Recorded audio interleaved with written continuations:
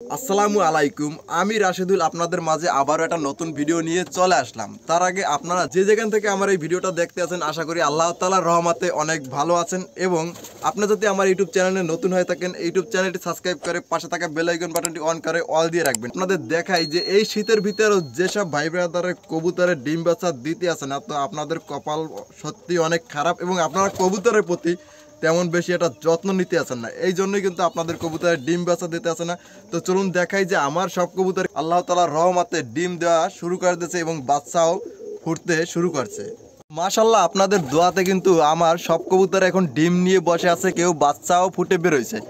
এই যে দেখুন, আল্লাহ তাআলার রহমতে এই জায়গাতে কিন্তু দুইটা বাচ্চা বেরোইছে এবং দুইটা বাচ্চাই কিন্তু অনেক ভালো আছে এবং অনেক সুস্থ আছে এবং অনেকটা বড় হয়ে গেছে, তো আল্লাহ তাআলার রহমতে। আর মাশাআল্লাহ, এদিকটা তো দেখতে পাচ্ছেন যে এই যে কবুতর জোড়া কিন্তু বাচ্চা অনেকটা বড় হয়ে গেছে এবং অনেক ভালো আছে আল্লাহ তাআলার রহমতে এবং আপনাদের দোয়ায়। আর এদিকটাতে এবার একটা বাচ্চা বের হয়েছে আর এই বাচ্চাটা কিন্তু অনেক বড় হয়ে গেছে। আর ওর বাপমার কালারটাই কিন্তু এবার আসছে এই বোম্বাই কবুতর জোড়ার।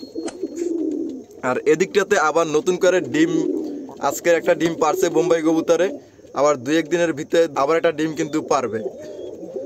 আর এদিকটাতে শাটিন কবুতরের ডিম কিছুদিনের ভিতরেই ফুটবে, ফোটার সময় হয়ে গেছে, হয়তো আজকের 15 দিন কি 10 দিন হয়ে গেছে।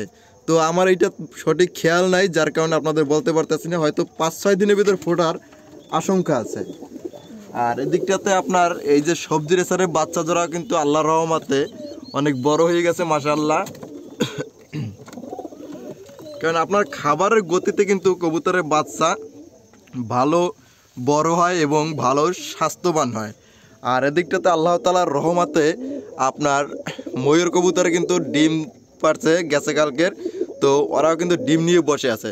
তো আল্লাহ তাআলার রহমতে মাশাআল্লাহ অনেক কবুতর কিন্তু এবার ডিম নিয়ে বসে আছে, কেউ বাচ্চা ফুটে বের হয়েছে। যে যেখান থেকে এই কবুতরের ভিডিওগুলো দেখতে আছেন সবাই মাশাআল্লাহ বলে দেবেন। তো এর ভিতরে অনেক কবুতরে কিন্তু আমি জোড়া মিলাইতে পারতেছি না, আর জোড়া মিলাইতে না পারার কারণে অনেক কবুতরের সাথে এখন বর্তমানে ক্রস করার সম্ভাবনাই বেশিটা আছে।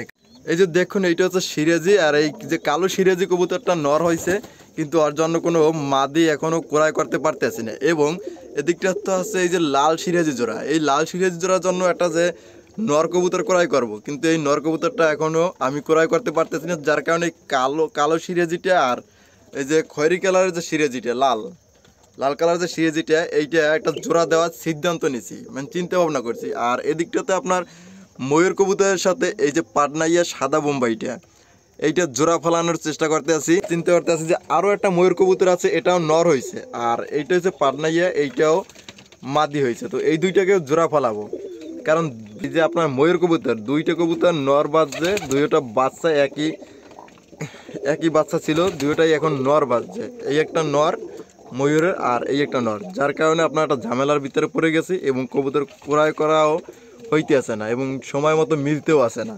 এই জন্য কিন্তু এইগুলো এখন ক্রস করা হইতে আছে। তো ক্রস করাটা আমার কাছে একদম ভালো মনে হয় না। আল্লাহ হাফেজ, আল্লাহ তাআলার রহমতে ভালো থাকুন, সুস্থ থাকুন এবং দেখা হবে নতুন কোনো ভিডিওতে ইনশাআল্লাহ। তো আর আপনারা যারা আমার ইউটিউব চ্যানেলটি সাবস্ক্রাইব করেননি, ইউটিউব চ্যানেলটি সাবস্ক্রাইব করে পাশে থাকা বেল আইকন বাটনটি অন করে দিবেন।